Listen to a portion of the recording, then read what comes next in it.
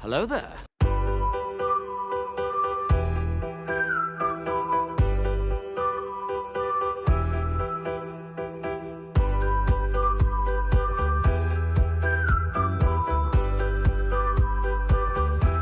Well, hello, beautiful.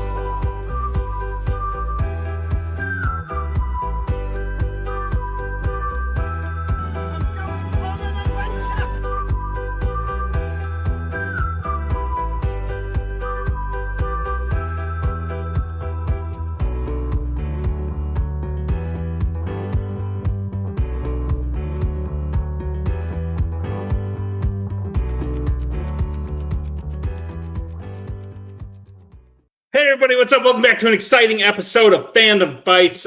We got a good one for you today. It's the title match. It's Mayhem, Mayhem 7. What the fuck is happening? Tim's here, but he's not here. So Mark is here to host with me. Tim will be leaving shortly. But Mark, it's been a while since we brought you in to host for Fandom. Whenever we do, it's always in exciting circumstances. How does this rank on the level of exciting compared to other matches you've hosted? Well, it's pretty exciting, but it is also kind of the same. You know, you guys work really hard here. You guys, make do a lot of things. You switch things up. You have a lot of creative ways to play people, and really, it's all a road to another Tim and Joe match. Like this is like what the 80th time that they played. Like what is this? I'm confused for Tim quite a bit, but Brittany Tapley has never been confused for Tim until today. But yes, did I say Tim? You said Tim and Joe. God. But you are correct. Yes, Brittany and Joe, they have faced off quite a bit. Duel of the Fates and Joe's team have quite a history. Joe just traded a Spaniard for a Canadian. And here we are today in the team's title match.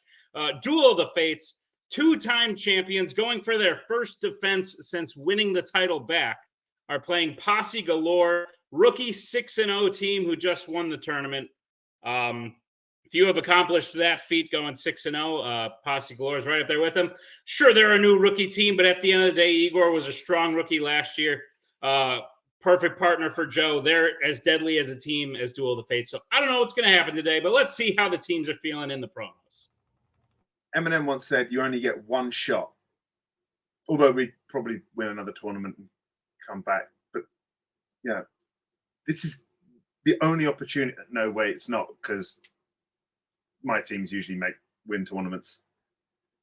Look, this is a new step for us.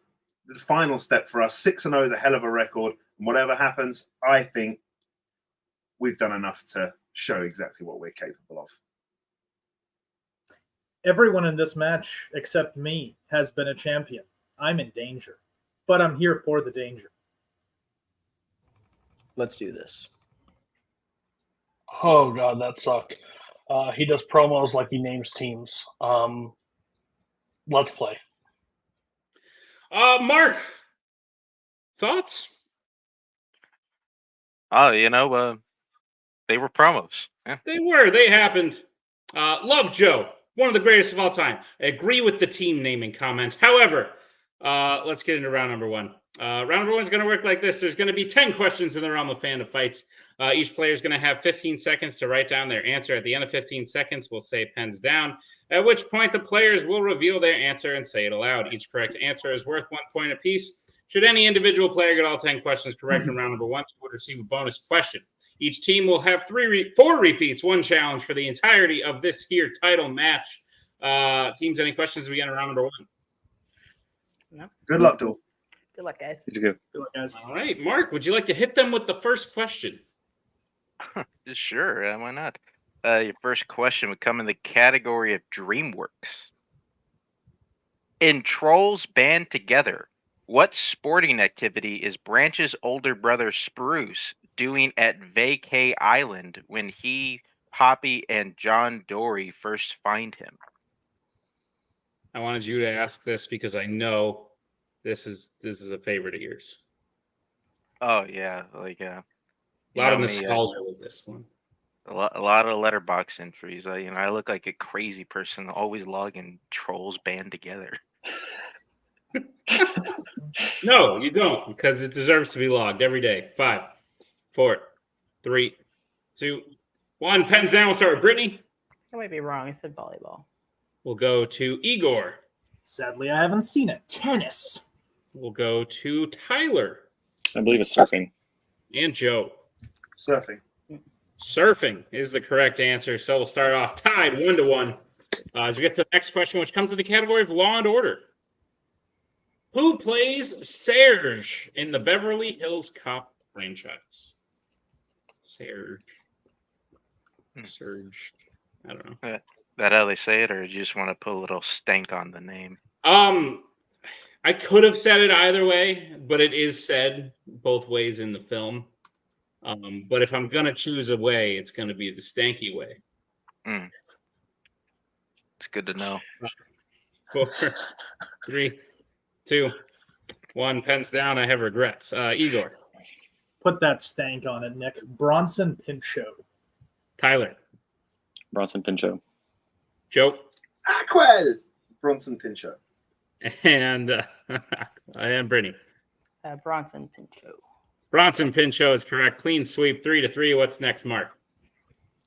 Yeah, the next category is horror icons. What is the name of the boy whose skull Jason crushes with his bare hands in Friday the 13th, Part 3? Just need first name. Have you ever surfed? No, Not a lot of ocean out there in Texas. no. They got a lot of mesquite trees, some cactuses or cacti, whichever plural word do you prefer? You can't ride the heat waves. Oof. 5, I do, I guess. 4, 3, 2, 1. Pens down. We'll start with Tyler. Only can remember one name. Shelly. There. We'll go to Joe. Rick. Brittany. It is Rick. And Igor. No idea. Dwayne. Rick is correct. Joe and Brittany hit that. Still tied 4-4 as we get to the next question in the category of epic adventures. A character stabs the main villain with an arrow, pretending it was fired from the enemy army in which epic adventures film?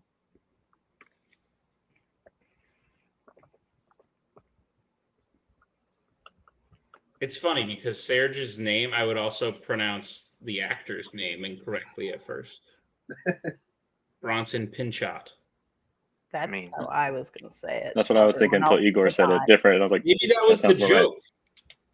Maybe they got him in and they were like, hey, people have been pronouncing your name wrong the whole life. So, like, this is your character. For some reason, there's been a lot of videos coming out about that series of films recently. So. 1. Pens down. We'll start with Joe. Prince Caspian. Brittany. I also said Prince Caspian. Igor. Took me a while, but I got to Prince Caspian. And Tyler. Prince Caspian. Prince Caspian is correct. Another clean sweep, 6-6. What's next, Mark? Your next question comes in the category of creature features. What is the name of the main villain gorilla who kills Caesar's son in Battle for the Planet of the Apes? There were so many ways that question could have gone with that first part. What is the name? Villain. I agree. That could have gone many ways. There's a lot of villain. Oh, main villain. Yeah, that's fair. This is a battle I don't think that was worth fighting. When they battled for this planet. 5 of the Apes. 4, 3, 2, 1. Pens down. We'll go to Brittany. Aldo. Igor. Heir to the shoe fortune, Aldo. Tyler. Aldo. And Joe. Aldo. Aldo is correct. We are still tied 8-8 as we get to the next question, which comes in the category of Disney animation. What is the name of the location where Nala and Simba first meet the hyenas in The Lion King? It's where they first meet them, not where they first meet them. lot of different ways this question can go. Name a location. Name any location. It's like what? There's a lot of different ways that can go. I know what Joe meant, but what is crap? Well, where's this going?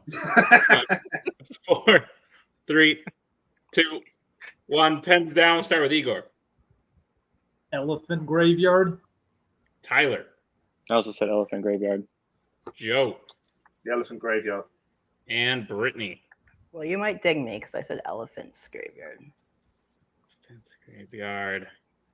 I'm going to say that's incorrect. I've only ever heard as elephant graveyard, but I'll leave that up to you all.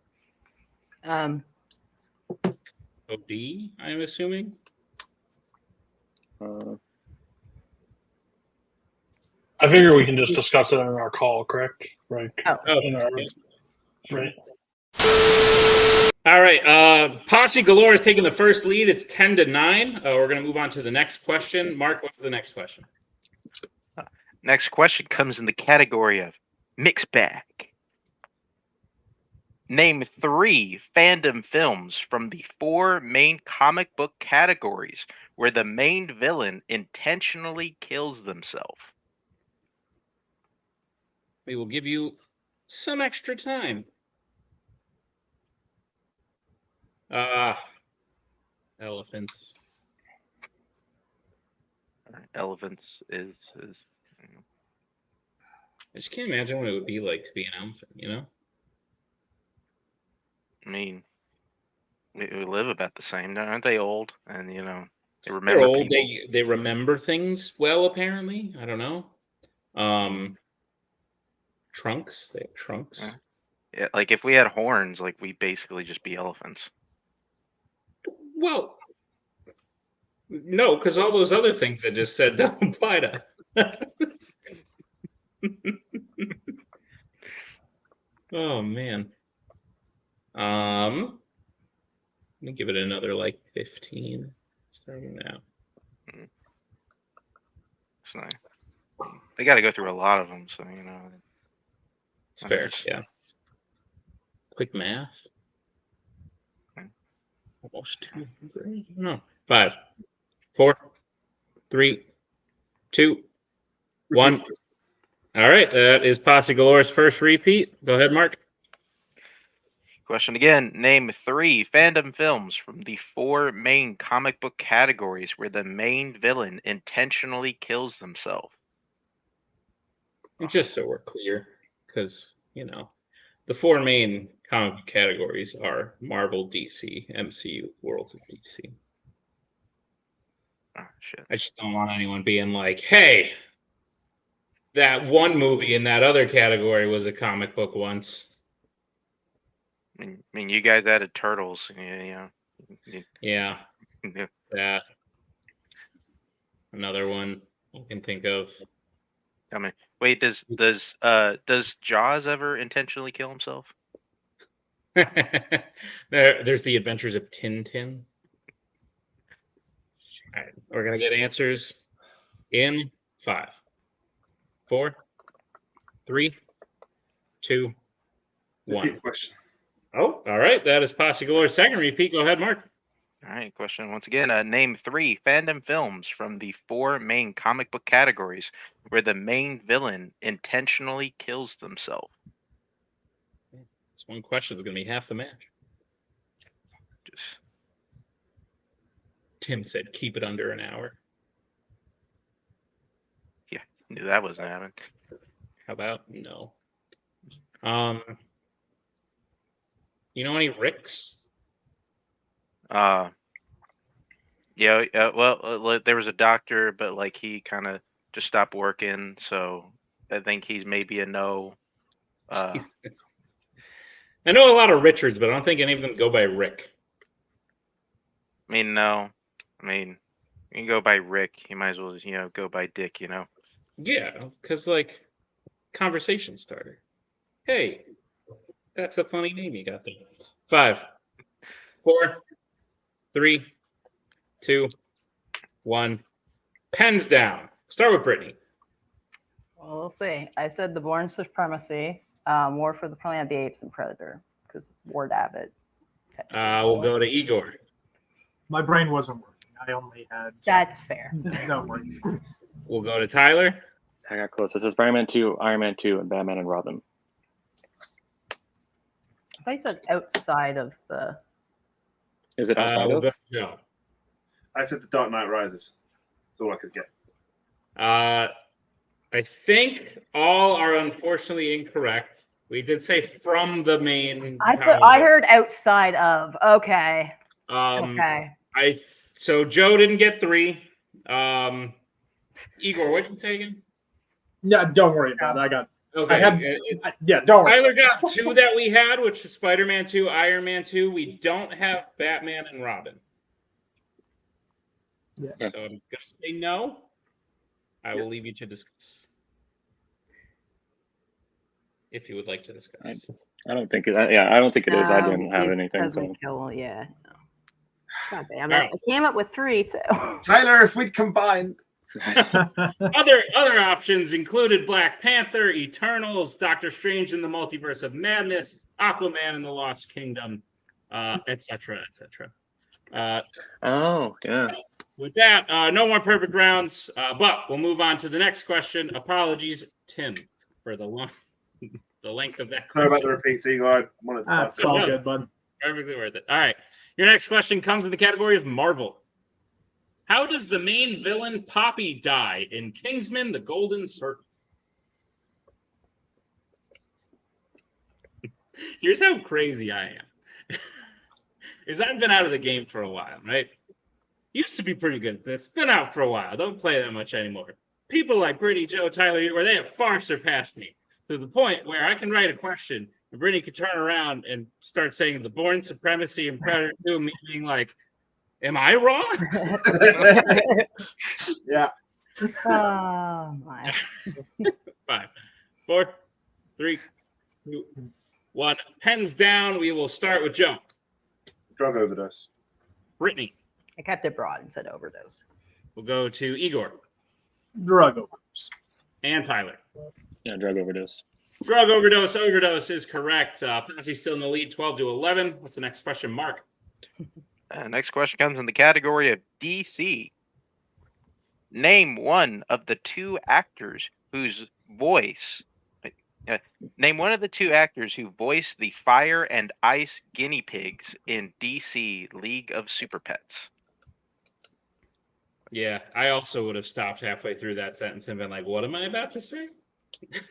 Listen, Brittany got in my head. I thought I read that question wrong 3 straight times, which I just heard it wrong.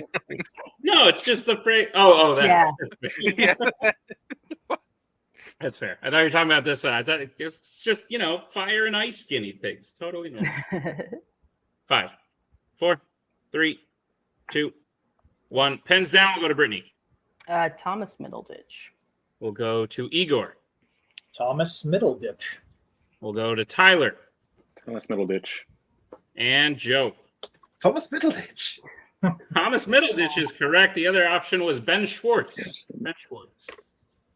But with that, we'll move to the final question, which comes in the category of Pixar. What is the name of Jack's babysitter in The Incredibles? Just the first name, please.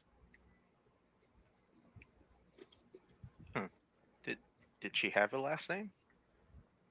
His babysitter. I don't know. Maybe. Gotcha. It's like Rick. Like what character in Friday has a last name other than like Voorhees? But I'm sure Rick had a last name. He was a person. Technically, yeah. Squished and his eye popped out. But he's a person. 5, 4, 3, 2, 1. Pens down. We'll start with Igor. Karen. We'll go to Tyler. I don't know. I said Lucy. Joe. Kari. And Brittany. Yeah, it's a little Y, but Kari. Kari is correct. That'll bring us to the end of round number 1. A very close game. Posse galore in the lead 15 to Duel of the Fates 14. But anything can happen as we get into round number 2. Here's how round number 2 is going to work. It is the wheel round. We have a wheel with 10 fandom categories on it. No spinners or opponent's choice per request of the champions. Each team will get a spin at the wheel. If they like what they spin the first time, they can keep it. If not, they can choose to spin again. But they will be forced to keep what they spin the second time. You'll get 5 questions in the chosen category, each worth 2 points apiece, unless you check down a multiple choice. At which point, it'll only be worth 1, and be on the lookout as stealing is available in round number 2.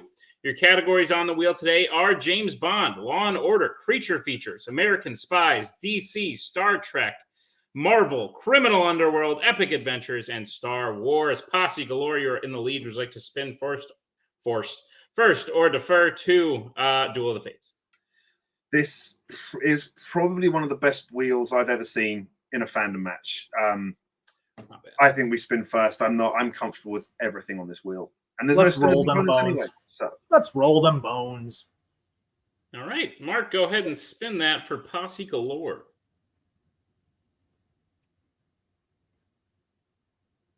Lands on Epic Adventures. Would you like to keep it or spin again? still some newer stuff and stuff I've only gone over once. I think we could have a sweep. Just I don't know whether we'd have the clean 10 for 10. Yeah, I'm happy spinning again and going for one of the more clear categories. If it comes back to it, fine. All righty. And again, please. This is your second spin. You have to keep what it lands on this time. It lands on DC. Yep. You got this. No worries. Here we go. Igor, remember to mute in this chat, in this one, and then. All righty. Mark, would you please give Posse Galore their questions in the category of DC? Oh, what the heck? All righty. Please No. paste. No.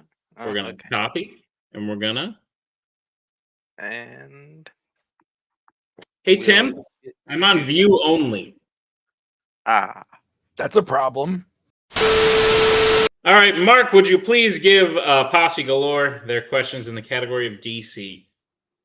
Absolutely. All right, Posse, here's your questions in DC. First question. Which DC film features a mid-credits scene at a child sporting event?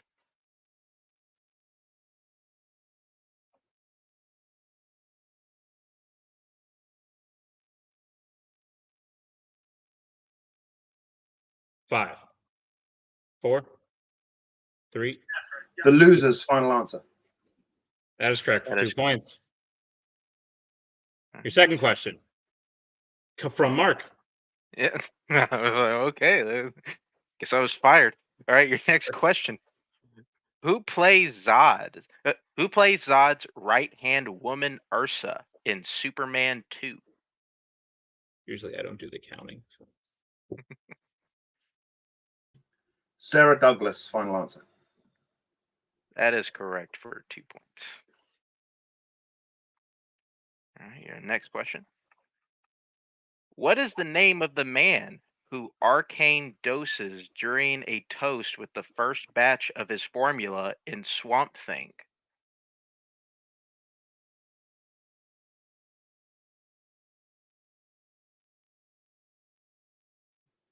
Bruno, final answer. That is correct for 2 more points. Your penultimate question. What song plays the first time Bruce sees Barbara Gordon in the Lego Batman movie?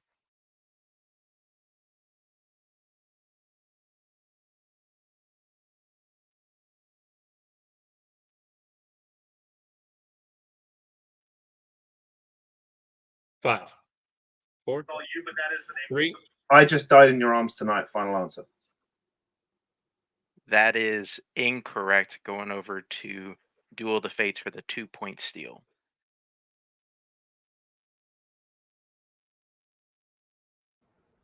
Died in Your Arms, final answer? That is correct for 2 points.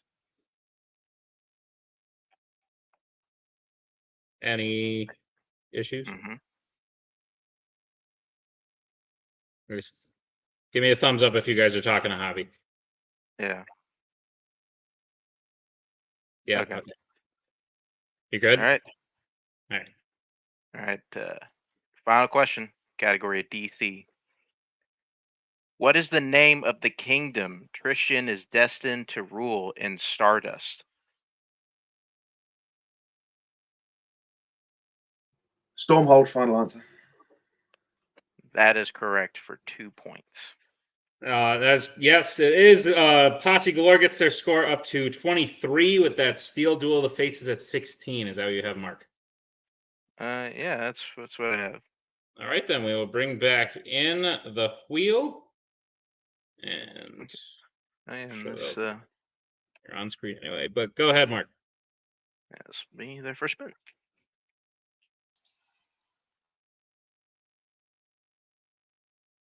I think it's on James Bond. Just keep it or spin again.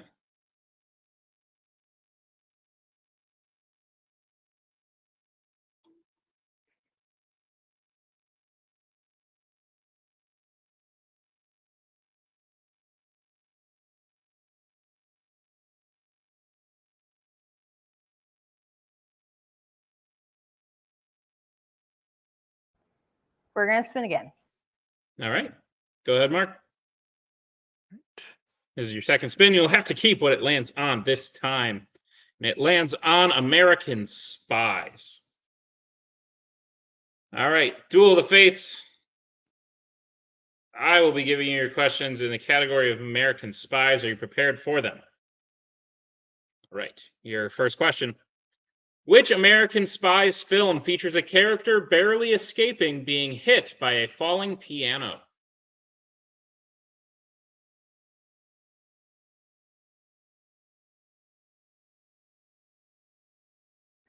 Mission Impossible: Dead Reckoning Part 1. Final answer. That is correct for 2 points. Your second question. Who plays Jarda, a former Treadstone operative based out of Munich in the Bourne Supremacy?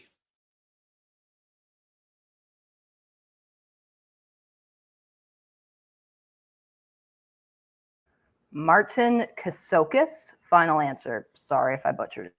That's how I would say it. That's correct for 2 points. Your third question. In Clear and Present Danger, while in Colombia, Jack purchases a helicopter for how much money?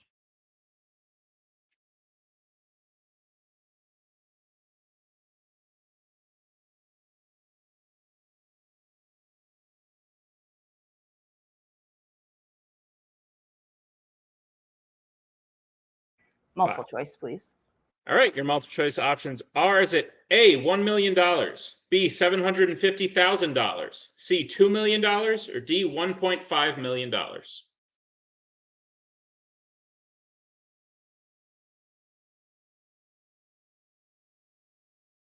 $2 million. Final answer. That is correct for 1 point. Your penultimate question. What specific type of building does Bourne first see Marie at in the Bourne Identity?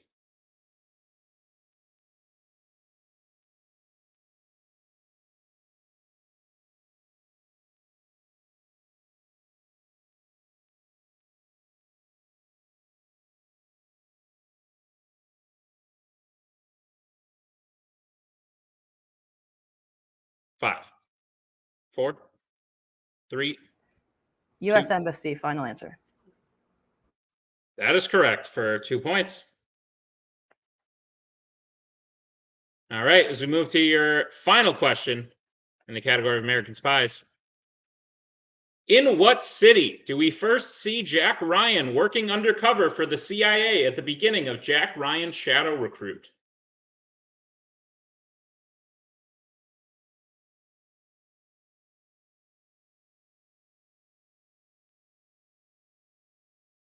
New York City. Final answer. And that is correct for 2 more points and the lead in the end of round number 2. Duel of the Fates gets their score up to 25. Posse Galore at 23. Is that what you have, Mark? That's what I got. All right, then we're going to move on to round number 3. Here's how round number 3 is going to work. It's the filmography round. We have 3 questions valued at 1, 2, and 3 points apiece. One player from each team will take the 1-point question. The other player will take the 2-point question, and teams can confer on the 3-point question. Each question is designed as such to give 2 clues pointing to a fandom actor or actress. If the player or team gets the correct answer, they'll get the points that I was just talking about a second ago. And then we're going to move on to round 4 after. That's round 3. Any questions? Correct. Then we'll start with the 1-point question. Duel of the Fates, who will be taking it? Hello. And Posse Galore, who will be taking it? All right. Mark, would you like to read the 1-point question? Sure. All right. Your question. Who plays an Epic Adventures dragon and an MCU dark dimensional being?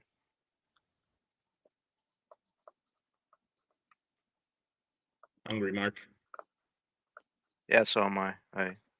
I prepared some steaks before the match, and yeah. Like on the grill? Did you grill them up? What Did you just walk put the outside seasoning. and leave them on the Yeah. sidewalk? Yeah. That's Right. right. 4, 3. Do that. It's honestly not that funny. 1. Fens down. We'll start with Tyler. Benedict Cumberbatch. And Igor. Benedict Cumberbatch. Benedict Cumberbatch is correct. 1 point apiece. Let's move to the 2-point question that will be taken by Brittany and Joe. Your question is, who plays a victim of the Predator and a horror icon's prison guard? Yeah, I realized I was trying to say season that whole time. I don't know why. You prepared them for cooking. Yeah. But cooking them is preparing them for eating. Oh, yeah, I guess, yeah, that is. So in a way, you prepared them. This feels like a challenge.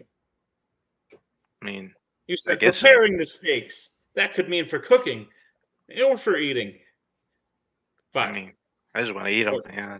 3, 2, 1. Pens down. We'll start with Brittany. Danny Trejo. And Joe. Danny Trejo.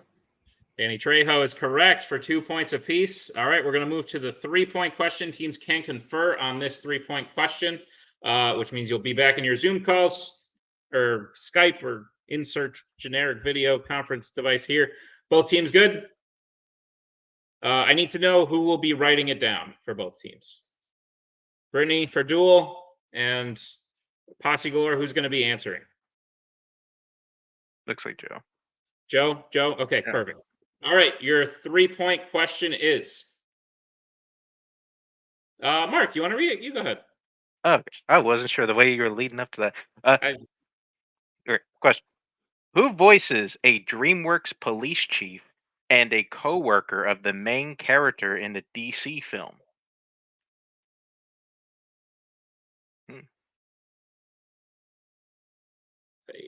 plays a co-worker. Does that makes more sense? I'm thinking eggs, maybe a side of yogurt. Might do a breakfast for dinner kind of thing is what I'm thinking. Guess you can do. I mean, I have these I have these like meal prep things, but they're all very similar. 5, 4, 3. It does feel every time you feel like you're eating the same shit. 1. Pens down. All right, we'll start with Duel of the Fates.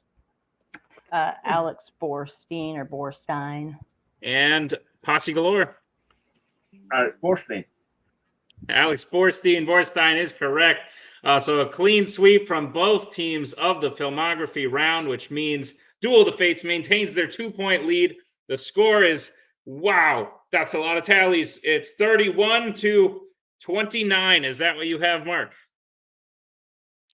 Oh, yes, it is, because the last question was 3 points. That's right. Yes, it was. That's correct. All right. So still a 2-point game as we get into round number 4. Round number 4 is the deep cut round. We have a deep cut wheel filled with 10 films chosen by the teams you see before you. Oh, do you have it too, Mark? Oh, that's fantastic. All right, Great. I was getting ready to pull it up. Fantastic. So we have a deep cut wheel, 10 films from 10 different categories chosen by the teams you see before you. We will spin the wheel a total of 5 times to get 5 questions, each worth 2 points apiece. And teams can confer to answer the questions that have been written at a deep cut level, and that's how round 4 is going to work. Teams, any questions as we get into round number 4? Nope. All right, great. Then, Mark, why don't you hit us with the first spin? Oh, wait, actually, Mark, tell us what's on the wheel. The deep cut films to be answered for today are A Bug's Life, Die Hard with a Vengeance, Spectre, Twilight, Alien vs. Predator, Harry Potter and the Half-Blood Prince, Star Wars The Force Awakens, Iron Man, Sinbad Legend of the Seven Seas, and The Bourne Legacy. All right, Mark, hit us with the first spin. Got it.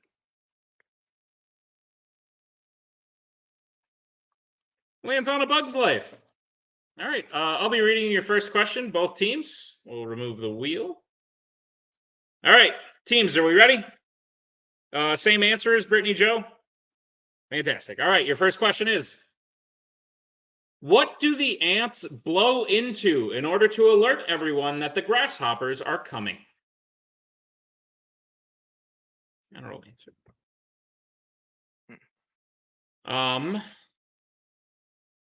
Usually when I make eggs, I like to chop up some onions and peppers, throw it in with the eggs. Don't have any peppers. Oh. So you still gonna do the onions? I don't know. It's kind of weird without the peppers, right? Yeah, it is. Like It's I'm very a big strange. onions guy in general. If I'm being Onions are like an accent, but if there's nothing to accent, it's and it is 5, 4, 3, 2, 1. Pens down. We'll start with Duel of the Fates. I would say a shell. And Posse Galore. Shells. Shells. Shell is correct. 2 points apiece. So we'll bring back the wheel. Mark, hit us with that second spin. Yep. There it is. And there. All right, lands on Die Hard with a Vengeance. Mark, this question is coming to you momentarily. Look for it in round 4. All right. Do you see it? And there it is. All right. Your question. Second deep cut question in Die Hard with a Vengeance is, what exact address is the person who gets in Zeus's cab trying to go to? And we need the number and the street. Indeed. I was also going to make a side of yogurt because my doctor said I got to eat more fruit. Okay. I mean, is there fruit in the yogurt? I was gonna put fruit on top of the yogurt, but yogurt is like the main dish.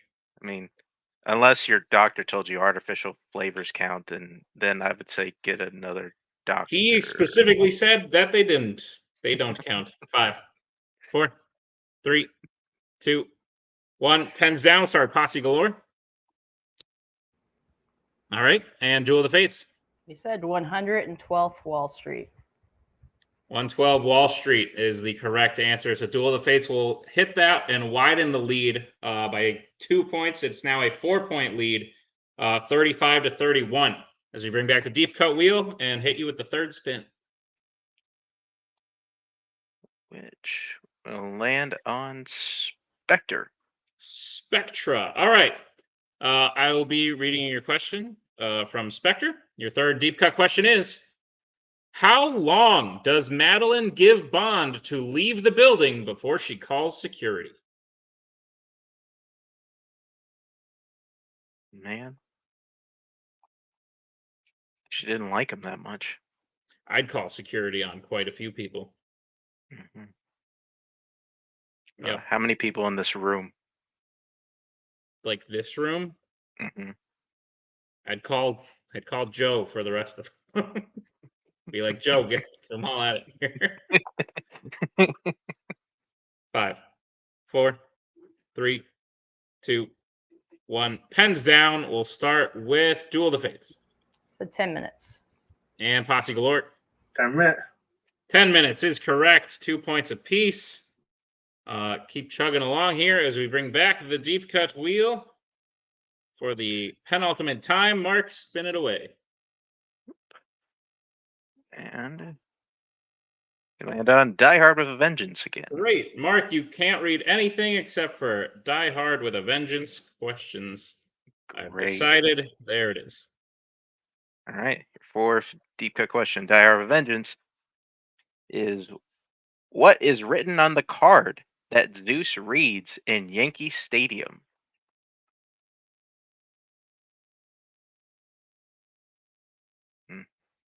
I live near this stadium now, Oh, but the team that goes to this stadium has long arch nemesis elsewhere in a stadium that I grew up next to. So now I'm like, what do I do?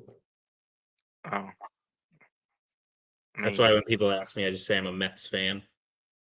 Oh, That's usually the reaction, but at least no one like punches me. So 5, 4, they just think you're 3, okay with disappointment. 2. Correct. 1. Pens down. We'll start with Posse Game over. and Duel. Game over. Game over is correct. Though the game continues on, still a 4-point lead.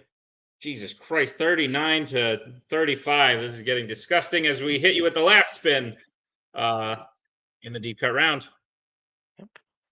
And it will land on Iron Man. All righty. Your final question in the deep cut round will be from Iron Man, and that question is: the alloy that Tony's suit is made of is made from what 2 metals?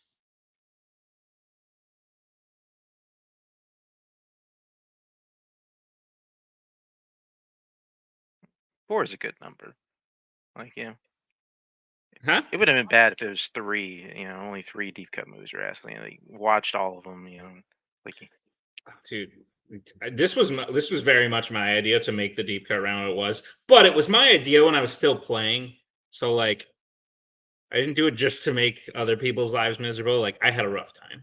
I had to watch Supergirl like 20 times, write everything down. It's 5. Thanks to David. 4, 3, 2, 1. Pens down. We'll start with Duel Gold and then titanium.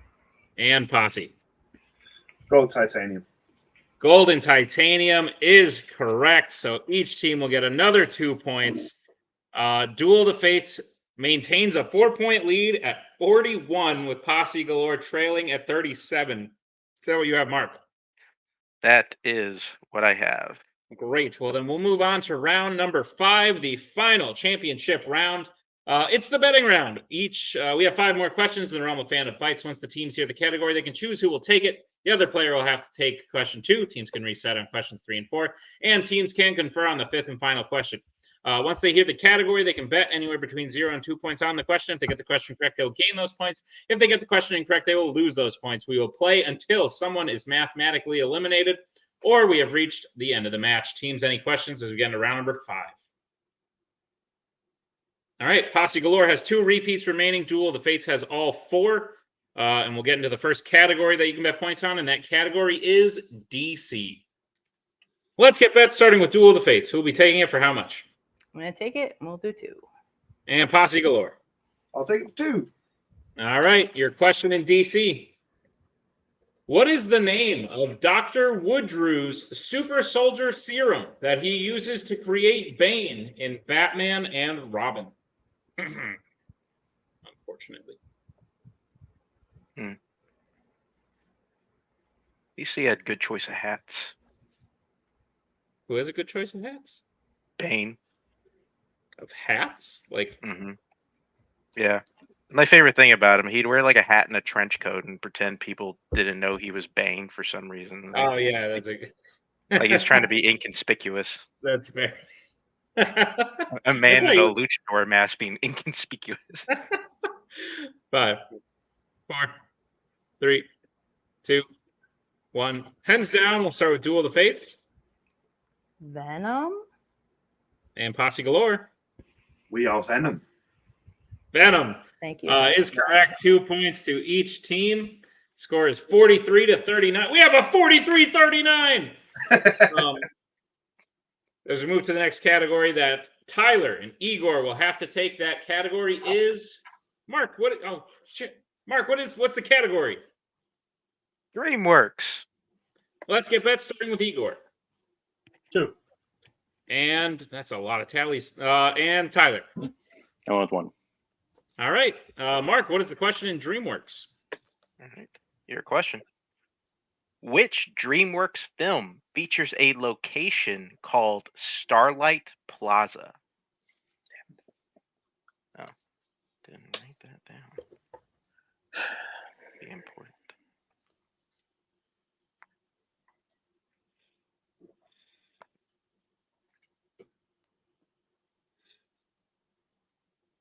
I'm on the edge of my seat, Mark. I don't know what to say. Mostly because no. this chair sucks. The back keeps like bending and my back hurts. Oh, We're gonna get answers in 5, 4, gotta go 3, to Office Max. 2, 1. Pens down. We'll start with Igor Turbo. and Tyler. Turbo. Turbo is correct. So Posse Galore will cut into the lead just a little bit as they get 2 points. Duel of the Fates gets 1, and it's 44-41, a 3-point game. As we get to the next category, teams can reset. Who will take this? The category is sci-fi icons. Let's get bets starting with Duel of the Fates. Who will be taking it for how much? I'm going to take it for 2. And Posse Galore? 2. All right. Your question in sci-fi icons. Who plays Goldie Wilson III, the future mayor of Hill Valley in Back to the Future?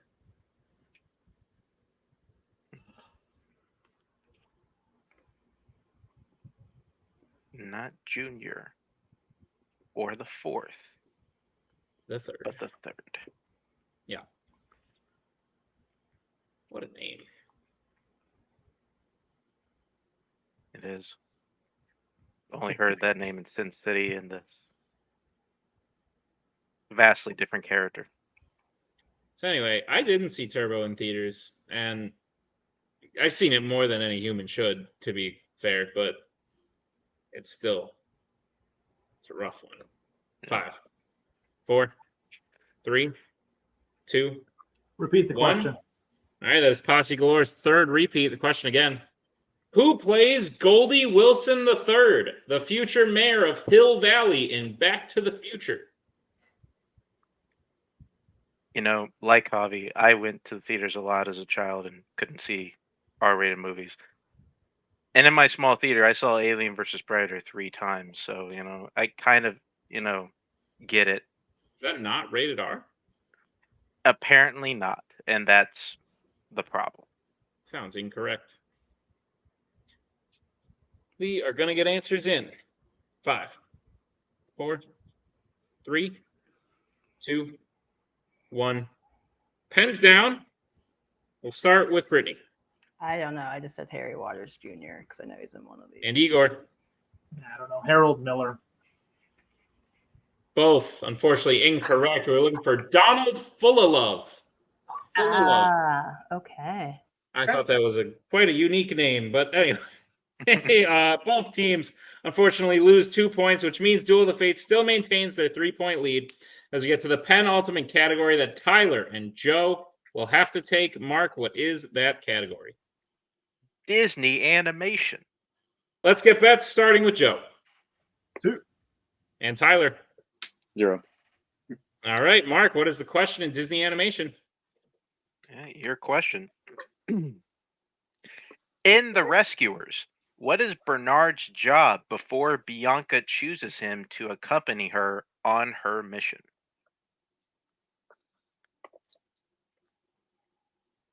You know, I feel like today you may have learned the name for your next act. And it should be Fuck It, We Ball. I don't know how you structure that. I just... You might have to censor it a tad for YouTube, but I was thinking about Light the Fuse for one, maybe eventually, but that seems to have been abandoned. I didn't hear a Light the Fuse in the promo, so I guess the fuse will no longer be lit. I mean, didn't we say factions were no longer a thing? Sort of, kind I of. don't know. I never did shit about factions.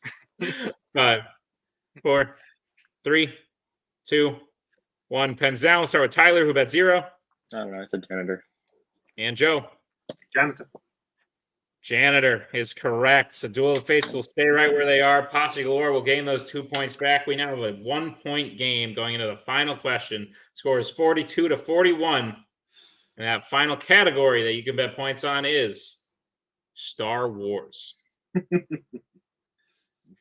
Let's get bets, starting with Duel of the Fates. 2. And Posse Galore. 2. All right, we will have a winner after these questions. We'll start with Posse Galore. Duel of the Fates has elected to take question 2, so Posse Galore will get question 1. And I'm going to have Mark ask it. So, Mark, there's the question. All right. Posse Galore, here's your Star Wars question. At the beginning of the Phantom Menace, what specifically does the Emperor command Gunray to do that he says he will make legal? Landing his ships on it. It's like begin landing your troops. Begin Is that landing your legal? I will troops make it on legal. Naboo. Yeah. Landing his troops on Naboo. Final answer. That is correct for 2 points, 2 big points, and the lead. Posse Galore up to 43. But Duel of the Fates still has their question. They've bet 2 points. If they hit, they will win. If they miss, Posse Galore will be the new champions. Duel of the Fates, I'll be asking your question in Star Wars. Are you prepared? All right, your question is, at the beginning of Return of the Jedi, why does Vader say he has boarded the Death Star?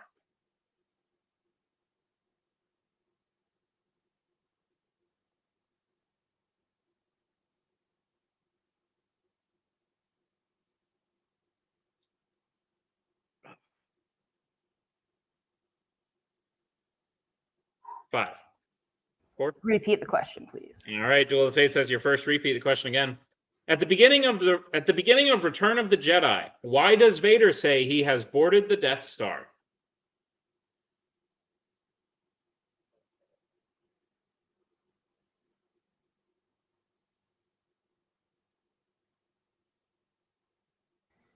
Because they are behind schedule. Final answer. And your winners, and still champions, Duel of the Fates. They're behind schedule. Vader is there to put them back. So that is correct, which means Duel of the Fates wins easy match of the year contender and retains the championship. They've defended the belts for the first time since winning them back, but not for the first time ever. Mark, you're coming to every Fandom match now, because as I recall, the last time it was equally as exciting. Thoughts on the match? Yeah, this is a great match. At the end, that was torture because they were still like it's in that call and they were muted. I'm like, what's going on here? But and they had 4 repeats. I thought they were using all of them. I was like, Jesus Christ. It's literally an insane match. But let's see how the teams are feeling in the post-match interviews. Posse Galore, definitely a performance that won't be forgotten.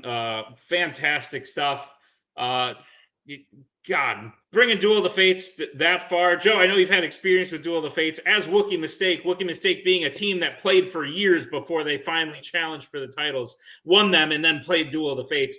You guys have been together for less than a couple months. So this was actually insane for a new team, even though you two are very good players.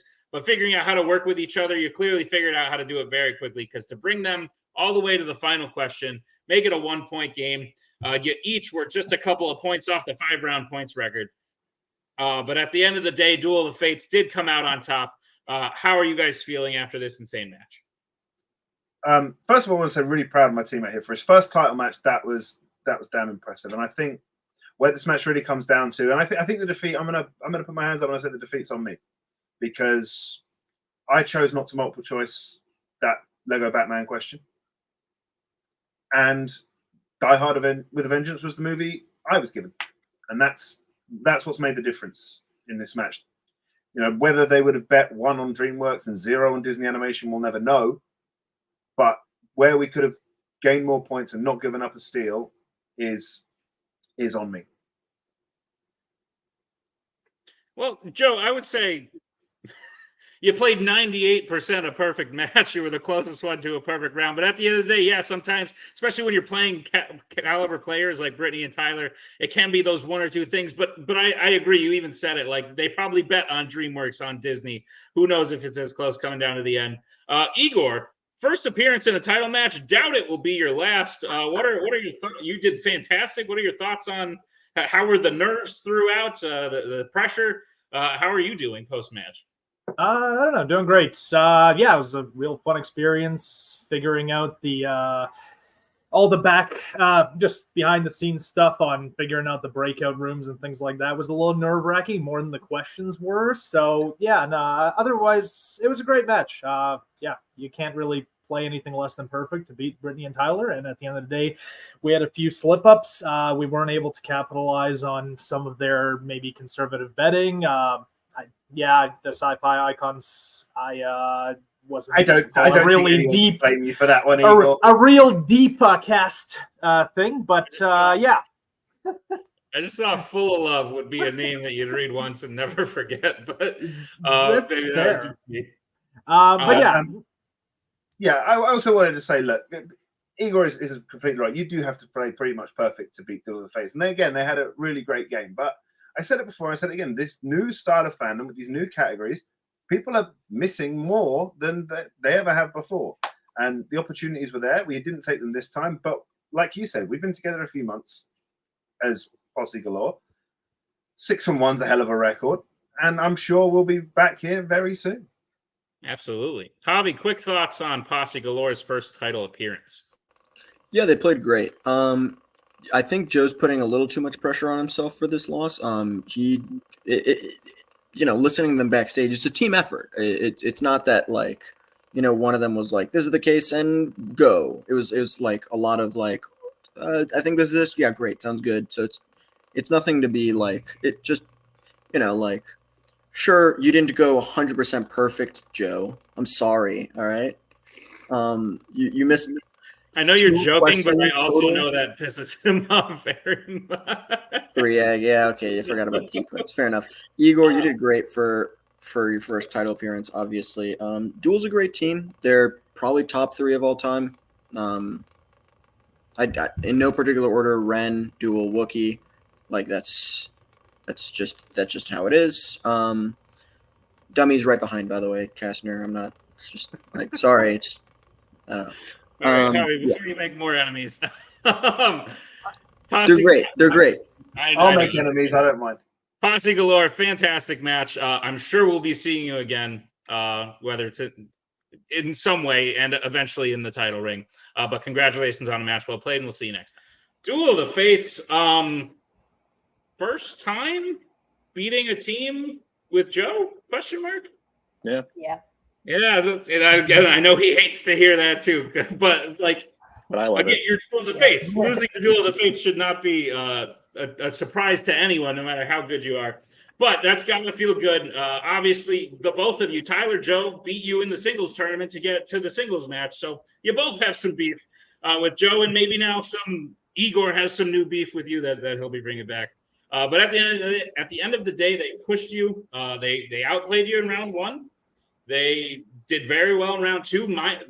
I was reading those DC questions, and I was kind of thinking, like, shit, did I rate these too hard? And they were coming out with answers real quick. So I was like, this might be Posse Galore's day. One slip up on a word, you get a key steal. But at the end of the day, I think Joe's right that if that steal hadn't happened, you guys are betting all the way in round 3, and you hit round 5, and you hit every question that they hit. So at the end of the day, I think you earned the win. 5 for 5 sweep in the deep cut ring, and you guys are playing like champions. You're playing like you've done this before because, of course, you have. How are you feeling post-win? First defense, part 2. All right. Honestly, no, I mean, I'm feeling really good. This was a hell of a match. I mean, the score I think reflects that the most. But yeah, I mean, other than round 1 gave us a little bit of trip ups, but I'm really proud of how we played. It just felt really strong. Yeah, I mean, every time we hit all the deep cuts, and that's always like an unofficial goal for myself, is just to make sure that we deep cut these movies and we should nail them. So hitting that, I mean, yeah, Brittany was pulling out some hell of stuff. I mean, the only round 5 question we missed, I don't think there's anyone in this entire league that may have known that. I don't think they may have even put it on the Quizlet. So I can't really put any blame on that. And then if I had to go 2 on those in round 5, I mean, we still went all the way. So I'm feeling really good. I'm feeling really strong. I've been loving this season. Sweet deal. Brittany, thoughts on, I don't know, I'll look up your records while you talk. No, I feel really good. Round one was like a little rough. I was telling them I thought of surfing like right when the countdown was going, but I didn't want to use a repeat on our very first question. So luckily it didn't bite us in the butt. And then Elephant's Graveyard just sounded right, I guess. I don't know. But then once we got put together, like there's no stopping us. So we just kind of barreled through. I'm also really proud of Deep Cuts because we struggled a little bit in our last game. So I feel like we really put in the work this time and it paid off. And yeah, Posse played amazing. Like like Igor in his first game to like do all that, I think was really impressive. And they made us work like no one really has since, well, Joe's last team, really. So no, I'm really happy with how we played, and I'm excited for the rest of the year. Cody, surprised? No, not surprised at all.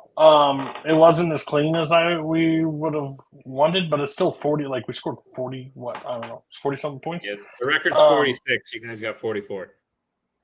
Yeah, and I made the call in the last question before the final, not the last one, the one before the penultimate question in round 4 to not bet and let us have a 1-point lead going into it, put us all together, let all 4 repeats. It didn't matter if he knew it or not. He ended up, of course, hitting it because that's what happens when I tell Tyler to bet 0 or Tyler decides to bet 0. He hits it, so that's great. Just shows how confident he is. I'm always impressed with Brittany. Brittany's great. I'm super impressed with how Tyler has come on this season. Like we have grilled him on trusting his gut and no multiple choices in our test matches. He doesn't get those and like having to go and him in the call just being confident. The only bad side of Posse Galore was Javi having him hop on call all the time. That just drove me absolutely nuts. I'm glad that gets cut out. And if he had talked to me after a loss, I would probably jump off the nearest tallest building possible because he doesn't know how to motivate after a loss. But other than that, Joe, of course, is good. He said in this promo he'll be back in because his team wins tournaments, and Igor for a first title match. Gosh, Igor, I don't know where the hell you were hiding, but can you go back to that rock and like go back to sleep because we don't need you. You know, Joe didn't need this. Joe clearly didn't need this. And if this was like 2021, you'd be partnered with Koho, right? Joe would be partnered with Koho. Like that's how that setup would have worked, and Joe would have never had a title. So, congrats. But I'm glad we have the belt. Well, Igor, please don't go back under the rock. I enjoy having you here. But Duel of the Fates, you've won. Your most likely next opponent will be the winner of a fun little event we got going on, known as the Fandom Team's Frenzy. Most likely, barring circumstances. But could be anybody, and I mean like anybody. Freaking Blockbuster Video could show up, or you could get Rule of 2, like anybody. Is there a specific team you are hoping to see come out winning the Fandom Team's Frenzy? License to what I was gonna chill. They need an easy match. I need to start studying Fandom again. I want to play in a title match. Barr stole me from that, and I want to have 5 rounds with that beautiful handlebar mustache next to me while we get decimated by this team. We're winning the Frenzy, so it's already in stone, so that's what's happening. Sounds like a plan. Duel of the Fates, congratulations on what I checked is your 4th overall defense, first defense in this title reign. So congratulations, and we'll see you in the next one. Mark, final thoughts on the matter. Wrap it up, as I would proverbially say. No, this was fantastic. Every time I come in here, it's always a great match. Very much looking forward to whoever they play, Nick. I mean, Posse Galore, they're definitely one to look out for going forward. Duel of the Fates, still awesome. Really looking forward to them playing License Chill and getting like the first ever knockout in round 3. Like it'll be fantastic. Oh, I can't wait for that either. Mark, thank you for being here. Thank you to Duel of the Fates. Thank you to Posse Galore, to Javi, to Cody for managing, to Tim for editing. And thank you to all of you for checking out Mayhem. I imagine this is an earlier video. And so check out all the rest of Mayhem. Got some crazy shit coming. You're not going to want to miss it. And we'll see you next time on another exciting episode of Fandom Fights.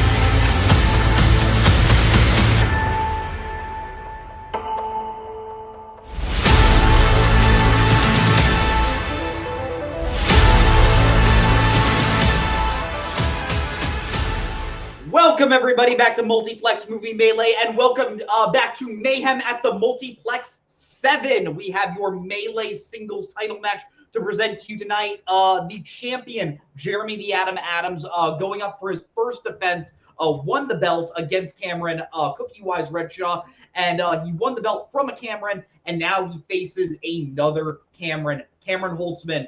This is his first ever singles title match. He's been playing since 2019. In this tournament, in this call-out sense of a tournament, he beat Matthew Shen, he beat Joseph Olivas, he beat Jacoby Bancroft, and he beat Amaru Moses in the finals, and now he is here to play for his first title. On the desk with me is Dylan. Dylan, how are you feeling about tonight's match? Very good. I think this is a very exciting matchup. I mean, yeah, Jeremy's been playing really great all season in both singles and teams. He's really been doing very well, and I'm excited to see how he does against Cameron, who it's been a long time coming for him to get to this point, playing for the singles title. I know he's been circling it for a while. Now he's getting his chance to play. I'm very excited to see what he can do as well, because I know he's very good at deep cuts, and I'm interested to see also how this will play out with the new round 4, which will be interesting as well. So it should be a good one. Teasing new stuff, and we will get to that later in the match. But I said we had right in the pre-match interview, starting with the challenger tonight, Cameron, the Commander Holtzman. It has been a long trek to get here, Cam. Semifinals in 2020, round 2 in 2021, semifinals in 2022, quarterfinals in 2023. This time, you won the big ticket. You won the big tournament. How are you feeling going into your first title match? Yeah, it's been a long road. I started playing in Multiplex in 2019. I became friends with Kaleb Bowman and Kaleb Koho almost exactly 5 years ago.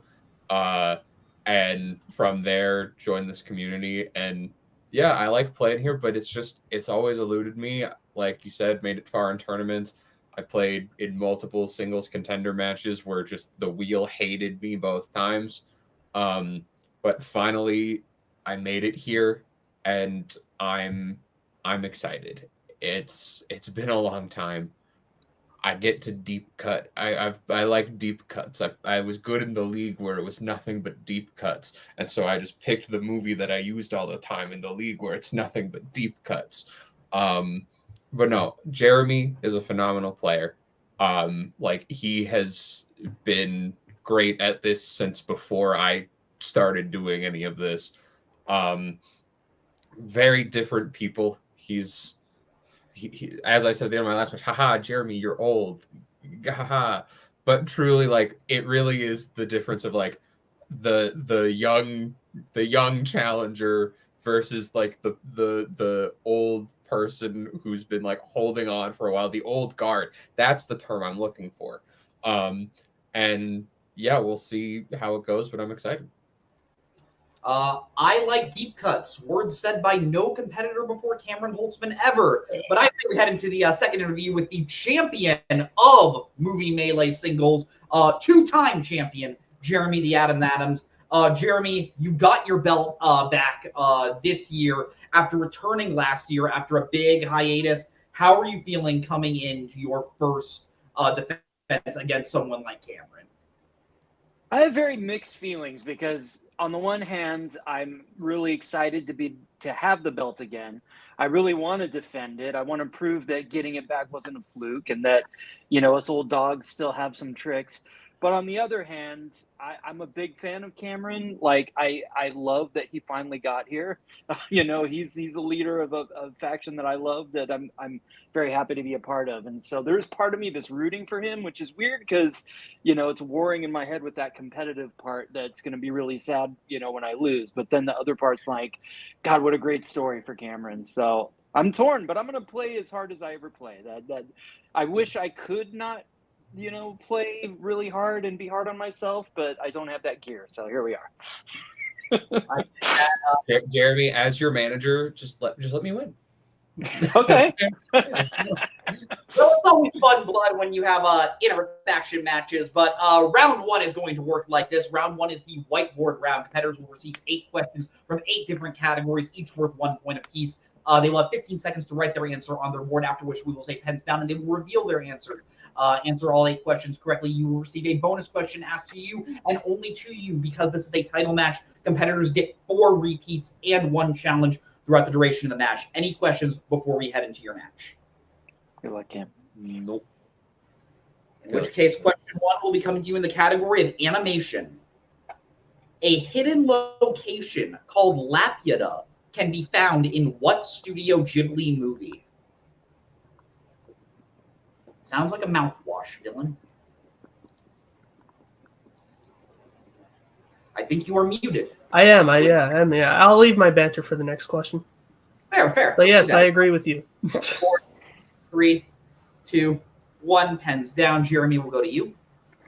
I put the Laputa in parentheses because that's a Japanese title, but Laputa Castle in the Sky. And Cam?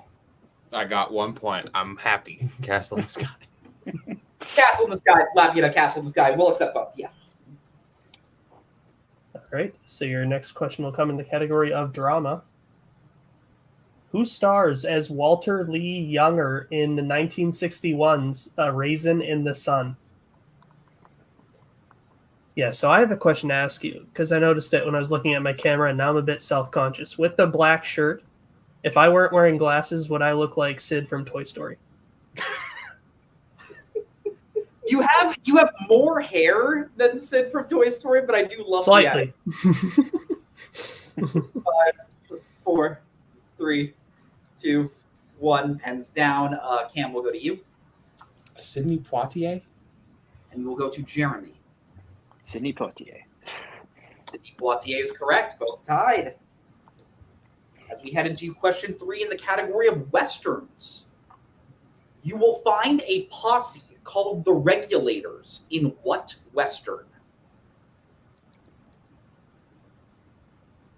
It's a good question. Yeah, I agree. How what? How regular is your life, Dylan?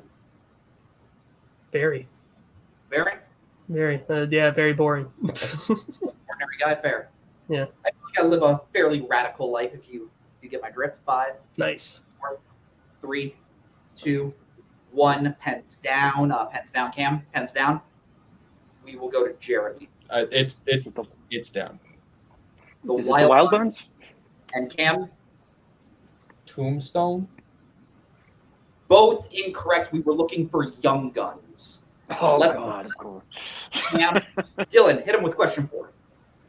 All right. Your next question will come in the category of sci-fi/fantasy. In Warcraft, what is the name of the fantasy world invaded by the Orc Horde? Orc Horde. That is a fun group of words. Yes. Together. Orc Horde. It sounds like a cool name for a band. It does. Yeah. Yo, man, this is Orc Horde coming from Cincinnati, Ohio. We're gonna fuck your shit up, yo. Gonna break your back. 5, 4, 3. This is a retirement home. 1. Down. Cam will go to you. I hope it's the same as the game Azeroth. Yeah. And we will go to Jeremy. No, I didn't have it. Dang it. It is the same as the game Azeroth is correct. Cam is striking first blood there. As we head into your 5th question in the category of comedy, in Hitman's Wife's Bodyguard, who plays the titular character's stepfather? And to be clear, the titular character is the bodyguard to the Hitman's wife. Yeah, there's a lot of characters in that title. I don't want any challenges. I read that. That could be a very confusing question. I'll give him a little more time to process everything. There you go. I was like, which one?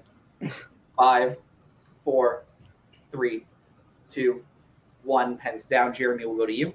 I honestly don't know. Mel Gibson. And we will go to Cam. J.K. Simmons. Both incorrect. We were looking for Morgan Freeman. Oh, okay. Yeah. Cool. All right. So your next question will come in the category of directors. Name 3 of the 4 movies directed by Ridley Scott released in the 1990s. And I believe we'll give them some extra time here. 20 seconds on this one, yeah. Yeah. I will say, I did not write this. Really enjoy this question. Yeah. Yeah. Yeah. Which one will they leave out? Let's see what happens in 5, 4, 3, 2, 1. Pens down, Cam. And we'll go to Jeremy. G.I. Jane, Thelma and Louise, White Squall. And we will go to Cam. I had Thelma and Louise and G.I. Jane, and then I scribbled Black Rain. The correct answers were Thelma and Louise, 1492, Conquest of Paradise, White Squall, and G.I. Jane. So Jeremy will be tying the game up with that. As we head into your penultimate question, because there are no perfect rounds in the category of romance, in Indecent Proposal, Demi Moore's character has what profession? Okay, I gotta ask. Mm-hmm. Ever made an indecent proposal? Yes. Yeah, okay, there we fucking go. I proposed to someone, and it was very awkward, and they said no. I thought I had something good for that, like some good improv comedy, and then it just fell apart. My next question was going to be, have you ever had an indecent proposal but you're in the Demi Moore role? But we can just move on. 5, 4, 3, 2, 1. Pens down. You're a beautiful man, Dylan. Jeremy, we'll go to you. Waitress. We'll go to Cam. The other day I looked this movie up, but didn't look this information. Lawyer. Both incorrect. She's a real estate agent. Oh my god, I almost said that. All right. So then your final question will come in the category of the 1980s. Who directed A Passage to India?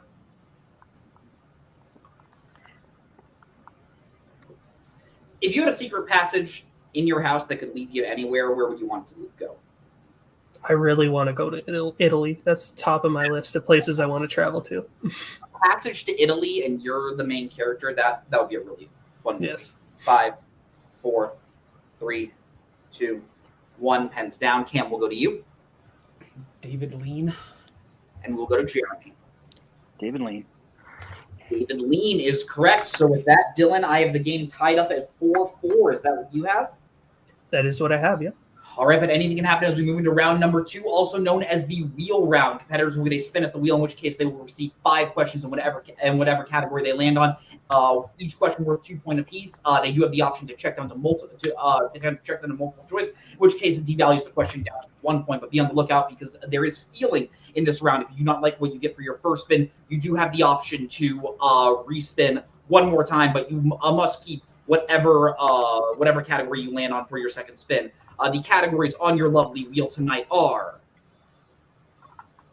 Stephen King adaptations and the Exorcist franchise, which is Jeremy's strength, 21st century live-action musicals and Sony Pictures animation, which is Cam's strength, as well as the general categories of 1980s animation, 1990s, 2010s, and westerns and recent releases. As per Choice of the Champion, spinners and opponent's choice will not be on the wheel tonight. So with that, Jeremy, it is tied, but you are the champion. Would you like to spin first or defer? I'll defer. Defer sounds good. Then Cam, this will be your first spin. I will defer. Okay. And you win in the category of the 1980s. Would you like to keep it or spin again? I'll spin again. All right, then you must keep whatever you land on here. And you land on the category 21st century live action musicals. Dylan, you like singing? Do you want to read him his Yeah, sure. All right, your first question in 21st century live action musicals. You will find the songs Take a Look at Us Now, Bye Bye Bye, and Steppin' Out in what 21st century live action musical? Legitimately a good film, Lyle Lyle Crocodile.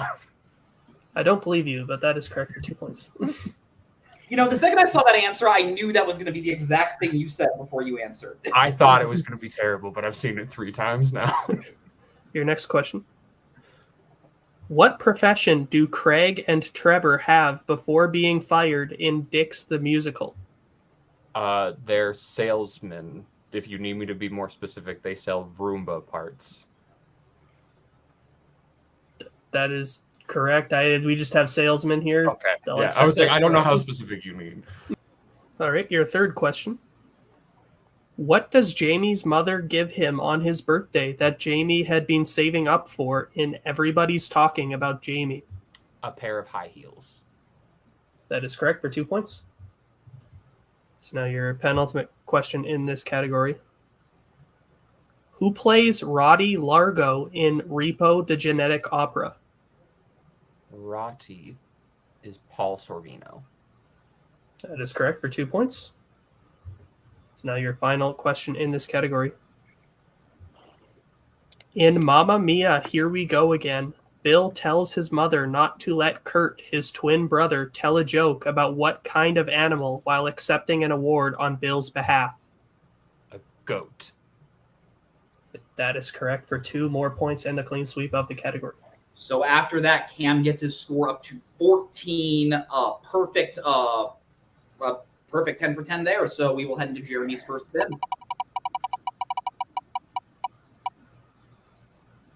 And you land on the category of Stephen King adaptations. Would you like to keep it or spin again? I don't feel as confident as Cam did, but yeah, we'll try it. All right. Your strength. I'm going to be giving you your questions in the category of Stephen King adaptations. What is the name of the agency that is hunting Charlie in Firestarter?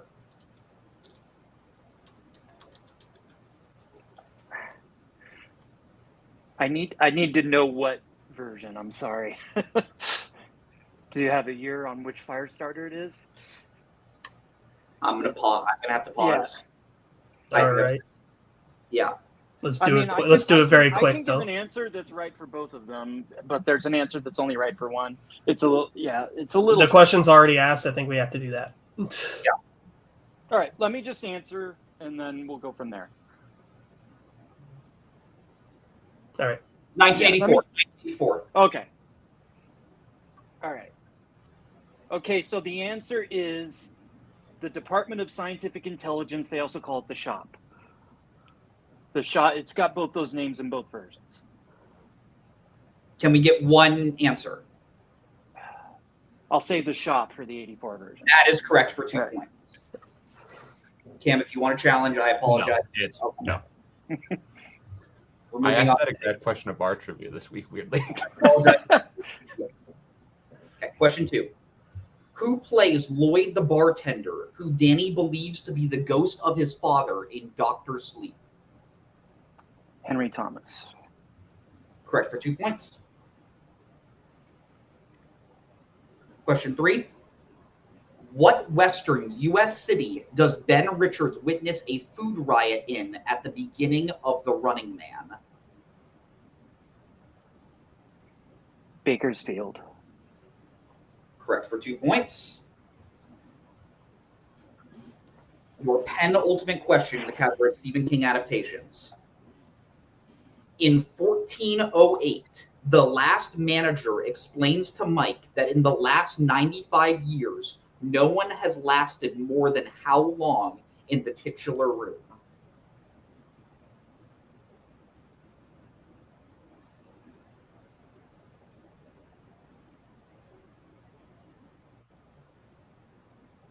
It's 1 hour. Correct for 2 points. And your final question in the category of Stephen King adaptations. In the Quitters Inc. segment of Cat's Eye, when Dick begins to try to lose weight, what does the doctor say will happen to his wife if he gains more weight? They'll cut off her pinky finger. And that is correct for a clean sweep of the category. Dylan, I don't think we've ever seen that in a title match, let alone a match where both players Crazy. and both get 10 for 10. We're moving on to round number 3, also known as the deep cut round. Before the match, both players gave each other 2 different movies to deep cut study and go over every fine fact. And now we're going to ask a question about every movie. The questions you will be answering tonight are the movies you'll be answering questions about tonight are UHF, Aquila and the Bee, The World's End, and Theater.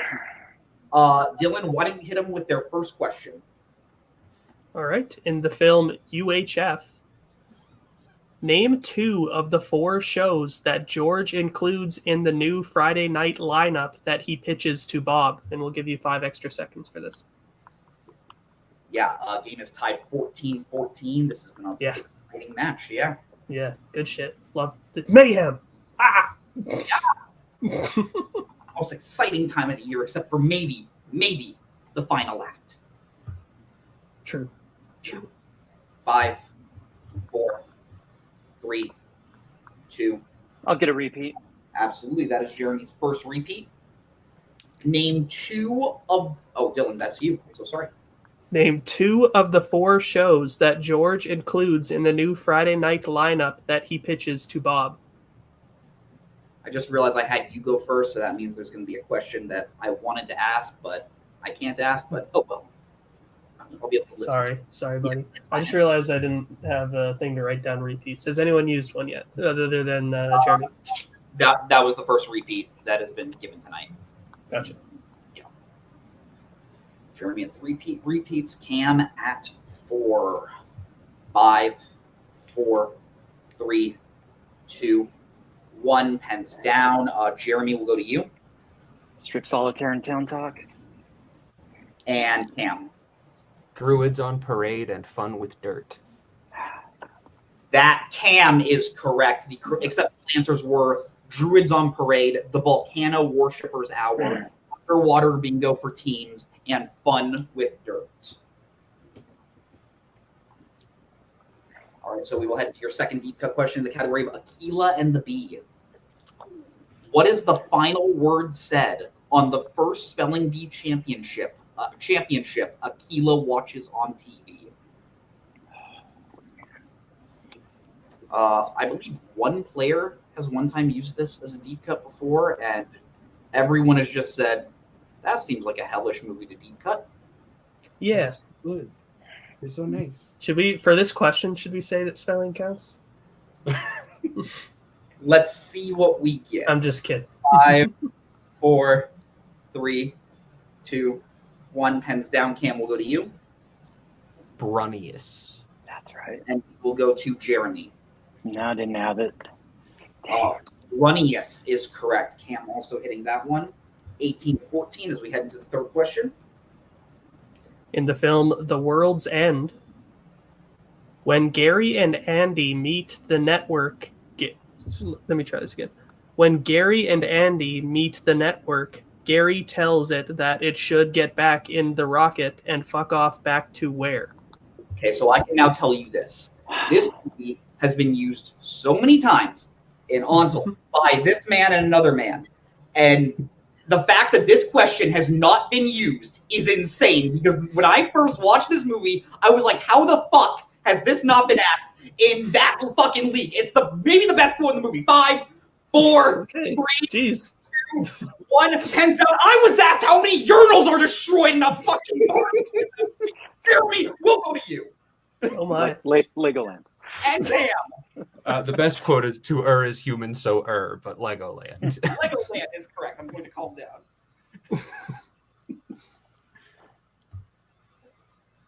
Go ahead, Bill. No, it's yours. Oh, that's my question. Your final question, the deep cut round in the category of theater camp.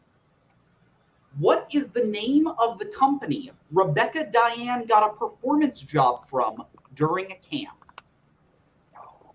Pick a first name. Yeah, what is this two first name bullshit? Rebecca Diane. Yeah. Fucking beauty pageant winner. Here's Rebecca Diane from Georgia.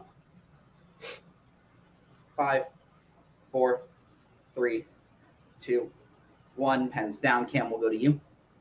Duchess Cruises. And we'll go to Jeremy. Duchess Cruises. Duchess Cruises is correct. So after that, Dylan, I have the score at Cam at 22, Jeremy at 18. Is that what you have? That is what I have, yep. All right, but we're going to keep chugging along as we go into round 4, the new round 4, which is called, Dylan, you pitched a great name for it. What is it called again? We're going to call it the risk round for now on. Round. For now. We'll receive 5 questions in 5 different categories. The competitors will not know the category until it is time to decide whether or not they want to attempt to answer the question or whether or not they will sit out. Throughout this entire round, they have the option to sit out 2 times. If they do not decide to sit out, if you answer the question right, you will gain 2 points. If you answer the question incorrectly, you will lose 2 points. Competitors, is the first time it's ever being played. Do you have any questions before we start playing? So do we like say it verbally, or you ask us to like lock on our boards and turn and say we're doing this, and then I'm going to make a rule. Please put some sort of indicator on your board that you are going to be betting or you are not going to to be betting. I think that is. And we're getting the thumbs up from the back as well. Yes. And I'm sorry. If you don't bet, you get 0, or Yeah, if you don't bet, it doesn't matter if you get it right it's or wrong. either plus or minus 2, or you don't. Play. Yes. Yeah. But please And then write something on your board to indicate whether you are betting or whether you are not betting. don't we just- both get the same questions? Yeah. Yes. Yeah. Yeah. And Okay. it's 22 to 18 right now. 22 Yes. days. Yeah. The first category you can bet on is family.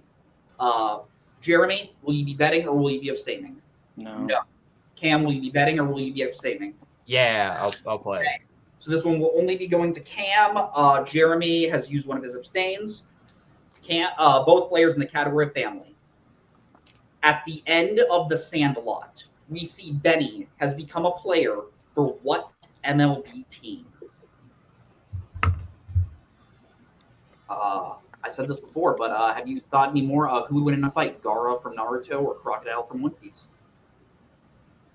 Definitely the Naruto guy. I like that. Do you know the backstory of Gaara? No. Oh, I know what I'm going to be talking about for the next 4 questions. 5, Oh, good. 4, 3, 2, 1. Pens down. Jeremy, did you write anything down? No. And Cam? LA Dodgers? LA Dodgers is correct. So Cam is going to extend his lead. The next category you can bet points on is Oscars. Cam, we're going to start with you. Time. Are you opting out or are you going to answer? No, I'm good. Good. And Jeremy? I'm gonna yes. Okay, Jeremy will be answering. Dylan, hit him with our question on Oscars. Your question in the category of Oscars. Name 2 of the 3 films that have won 3 acting Oscars.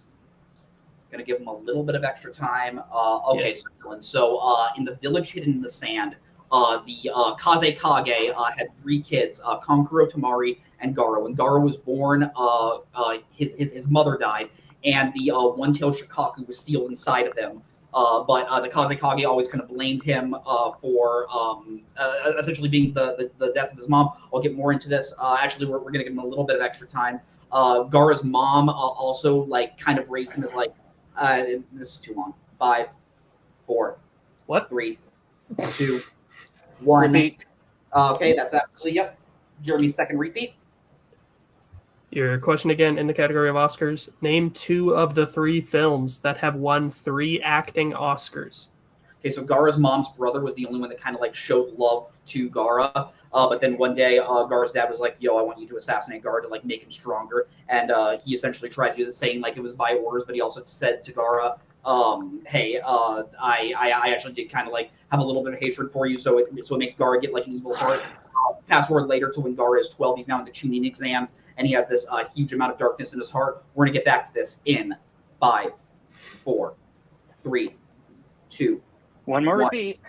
Okay, that is Jeremy's third repeat. Your question again. Name 2 of the 3 films that have won 3 acting Oscars.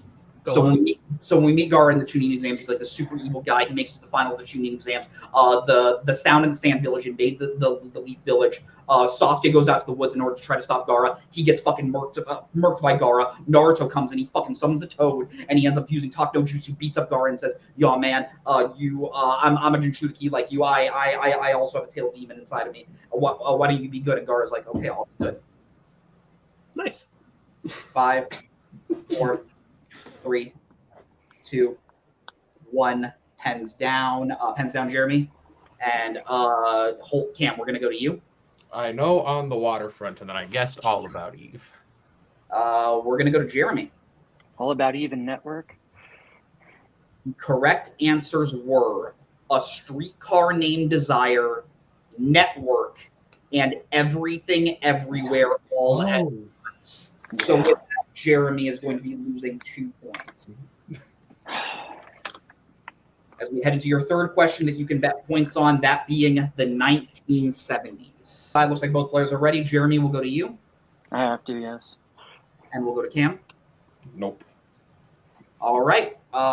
Then this question will be going to going to both players, but it's worth something for Jeremy. Your question in the category of the 1970s. What political office does Jack Warden's character hold in being there?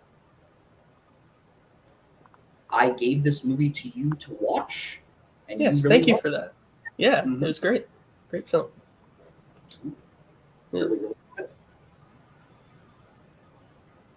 It's an 8-point game, correct, Dylan? I just want to make sure. Yes. Okay. 24-16. 5, 4, 3, 2, 1. Pens down. Jeremy will go to you. Senator. And we will go to Cam. Senator. Both incorrect. You were looking for the president of the president. States. So with that, Jeremy loses 2 points and he goes down to 14. Cam remaining at 24. The penultimate question that you can bet points on is war.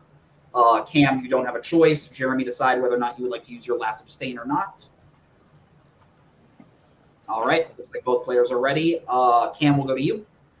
I have to play. And we'll go Yes. Yes. Okay. Dylan, hit him with a question on war. Your question. What nickname do the other crew members give to Norman before the final battle in Fury? Okay, so I'm looking at my math. We're going to a final question, right? Yes, because even if there's a 4-point swing here, Cameron has to bet on the last one. Yeah, so it's getting interesting. 5, 4, 3, 2, 1. Pens down. Cam will go to you. Machine. And we will go to Jeremy. Yeah, I didn't have it as a Bible. Machine is correct. So with that, Jeremy goes down to 12. Cam goes up to 26. Here is the situation we are in. If Cam loses the next, in order to go to round 5, Cam has to miss the next question and Jeremy has to hit the next question. The final category you can bet on is 2000s. All right, let's reveal your judgments. I'm going to guess both players are going to be answering. Yeah. Yes, and yeah, Jeremy. All right, your final question in round 4 in the category of 2000s. What Oscar winner directed 2003's In the Cut?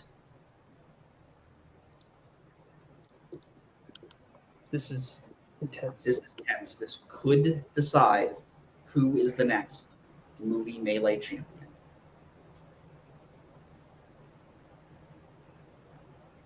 Let's get answers in 5, 4, 3, 2, 1.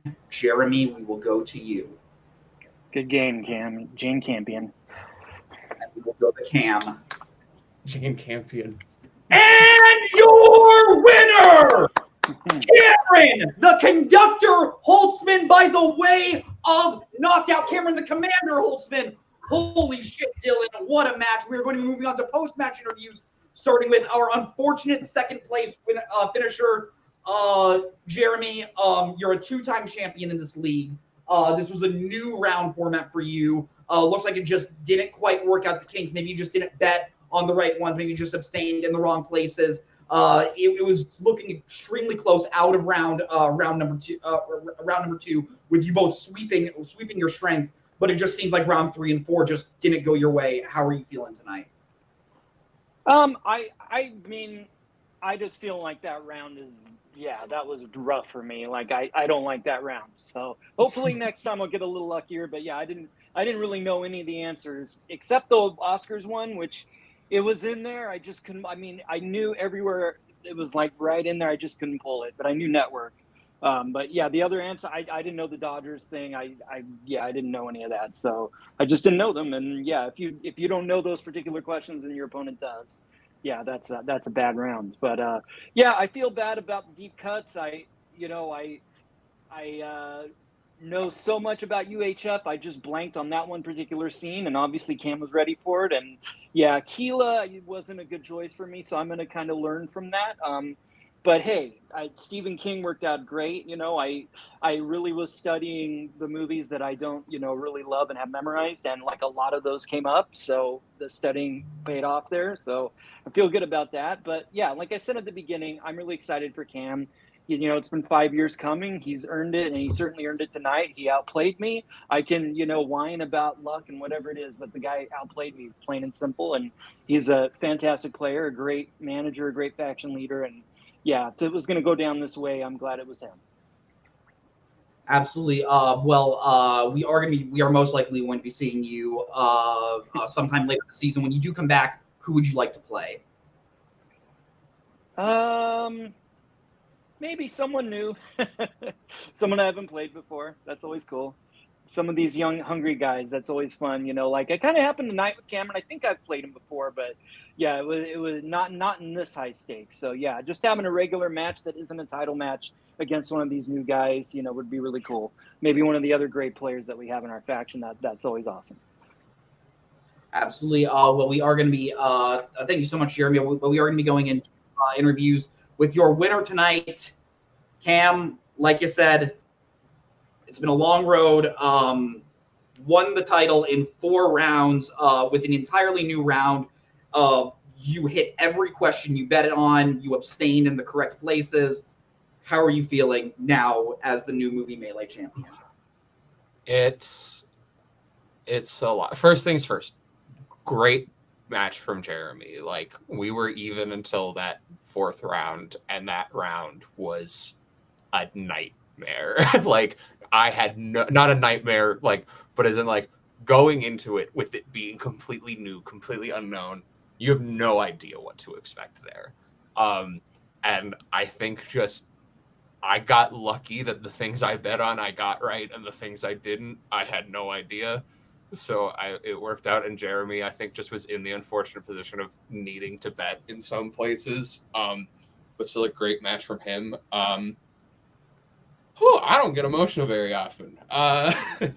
This is something I've been doing for a while. I started playing in 2019. And, I was a 19-year-old kid, lived in my parents' basement, had very few friends, didn't really know who I was in the world, and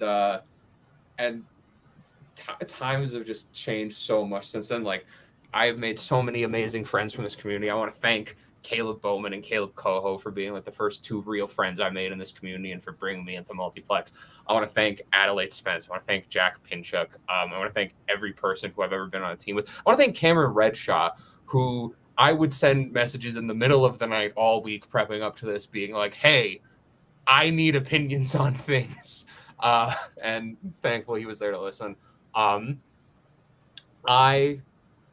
would feel wrong if I didn't say it. So I want to dedicate this win and give a thanks more than anyone else to my fiance, to Jordan.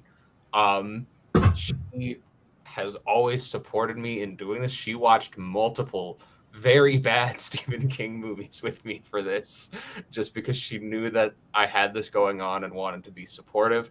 And yeah, it feels really good. I'm kind of at a loss for words. Yeah, well, you are obviously going to be defending this come Act 4. There are a lot of players you could be defending against.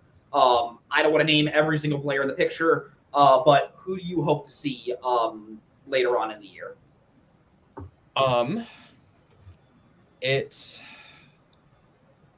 I think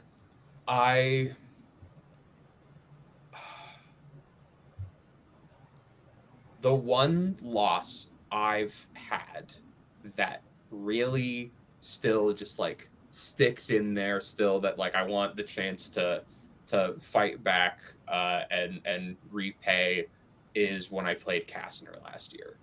That was a rough spot for me. I didn't take it very well. And yeah, I would love to be able to give that another shot to see if on a rematch maybe I can make it go my way. Otherwise, like, there's so many amazing people who play here and who have been playing for so long. Send me whoever is out there, and I will force the writers to write yet another World's End deep cut that has yet to be asked, until they ban me from using that movie. Well, that is fair. Congrats on the win, Cam. It's always a pleasure to see you. Dylan, final thoughts on tonight's match? Yeah, that was.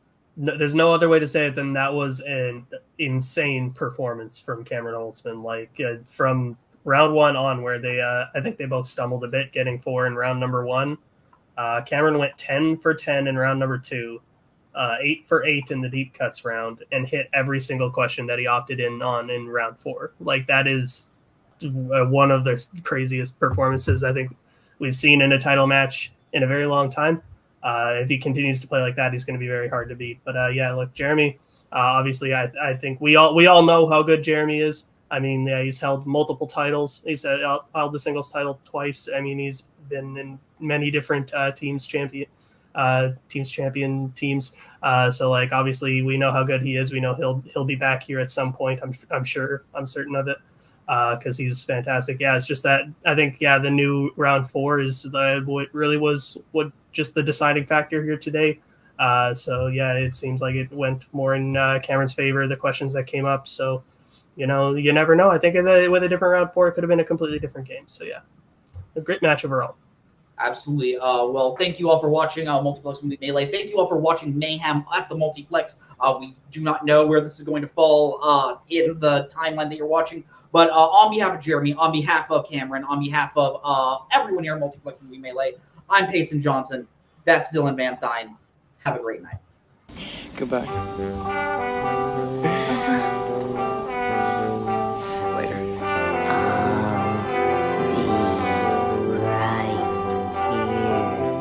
After you, Junior. We'll always have Paris. Bye-bye, boys. Have fun storming the castle. Think it'll work? It would take a few. Goodbye.